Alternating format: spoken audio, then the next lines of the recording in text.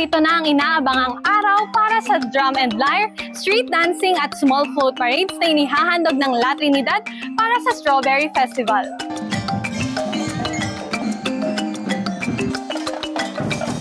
Mga kabataan ang kalahok sa mga presentasyon na siyang nagsilbing mga kinatawan ng kani-kanilang barangay na bumubuo sa La Trinidad. Binigyang buhay ng mga elementary students ang parade sa pamamagitan ng kanilang drum and lyre presentations. Nagpakitang gilas naman ang mga estudyante mula sa elementary at high school sa kanilang buhay na street dancing performance. At bida rin sa parade ang small floats na gawa mula sa recycled materials.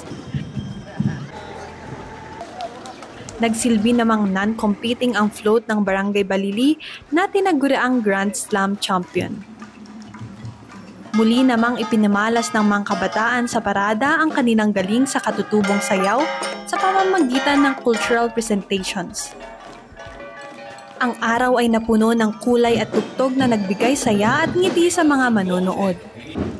Ayon kay Mayor Romeo Salda, umaasa at pinagdadasal niya na patuloy pa rin ang pagiging strawberry capital ng La Trinidad sa tulong at partisipasyon ng mga strawberry farmers at stakeholders. Hindi dito natatapos ang highlight ng pistang ito dahil mayroon ding Strawberry Cake Fest kung saan tampok ang mga strawberry cakes at cupcakes. Ito si Pichi Clarice Tilay para sa Herald Balita.